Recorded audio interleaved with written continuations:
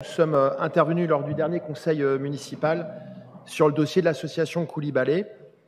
Pour le conseil de ce soir, comme vous l'avez rappelé, Madame la maire, nous avons demandé à isoler cette délibération parmi les 60 propositions de subventions que vous venez de nous évoquer, Monsieur Carreil. Pourquoi? Parce que la réponse de Madame Le Tourneux lors de notre dernier conseil municipal et la confirmation de ces propos, Madame la maire, nous alerte.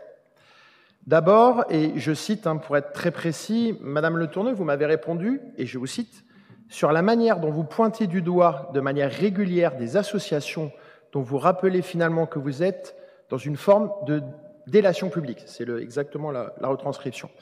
Alors, je rappelle à ce conseil municipal, et je crois que c'est important de faire des rappels au vu de ce que j'ai entendu tout à l'heure, que contrairement à ce que dit Madame Le Tourneux, nous soutenons l'immense majorité des subventions que vous nous proposez. Dans la délibération où était Coulibaly, nous allons voter 60 attributions de subventions pour 60 associations pour un montant de plus de 220 000 €. Et depuis le début de ce conseil municipal, on a même voté pour de la K-pop. Donc voilà, on vote vraiment l'immense majorité des subventions.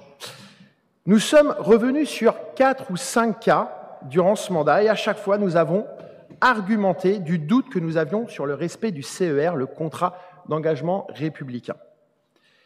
Et je poursuis sur la réponse, et je recite toujours, moi je vous questionne, donc vous, Madame Le Tourneux, vous vous adressiez à moi, et vous disiez, moi je vous questionne sur cette pratique à minimum de décrédibilisation qui est caractéristique de l'extrême droite. Voilà que Madame Le Tourneux reprend la rhétorique de LFI. Alors oui, Monsieur Hamon, il n'y a pas de LFI dans cette enceinte, mais on reprend la rhétorique. Dès que nous ne sommes pas d'accord avec vous, on est d'extrême droite. Permettez-moi de vous dire qu'avec ce type d'accusation sans argument, vous contribuez effectivement à affaiblir le niveau du débat démocratique, au minimum rennais, si ce n'est français. Et je continue à reprendre les citations de la réponse. Vous m'avez dit, je vous questionne aussi sur la stigmatisation que comporte votre propos, le pluralisme, le droit des minorités. Alors, pour me répondre à ça, je pense que vous ne m'avez pas écouté du tout, ou alors vous n'avez pas compris ce que j'ai dit, parce que mon propos concernait exclusivement le CER et en rien un quelconque rapport avec une minorité. Mais la partie de la réponse qui nous a le plus inquiété est celle-ci. Vous m'avez dit, si vous considérez qu'il y a une atteinte à la République, je crois que vous pouvez faire une démarche auprès des autorités compétentes et vous pouvez très simplement vous adresser au procureur de la République. Alors, Madame Le Tourneux, les consignes du CER sont extrêmement claires. Concernant les devoirs de la ville de Rennes, organisme décisionnaire de l'attribution des subventions, page 11, il est bien noté, les organismes qui attribuent des subventions ou délivrent des agréments soumis au CER, un charte d'engagement républicain, doivent satisfaire à plusieurs obligations. 1. S'assurer de la souscription effective du CER, vous m'avez répondu positivement. 2. De contrôler le respect du CER. 3. De sanctionner le non-respect du CER. Les conséquences du non-respect de la charte en page 15, en cas de manquement au CER, la subvention ou l'agrément fait l'objet d'une décision de retrait par son auteur. Ça peut être l'État, le ministre, le préfet, le recteur ou la ville ou un EPCI.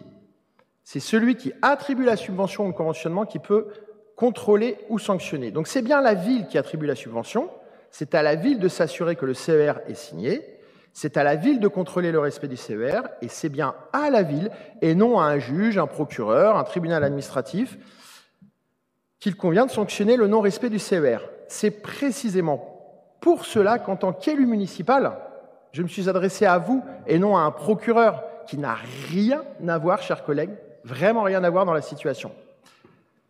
Si pour vous, et je le rappelle quand même, si pour vous relayer l'appel à brûler le Parlement de Bretagne n'est pas un trouble à l'ordre public, et si ce n'est pas un appel à la violence et par conséquent une rupture du CER, alors, chers collègues, nous avons raison d'être très inquiets pour l'avenir de notre ville. Je vous remercie.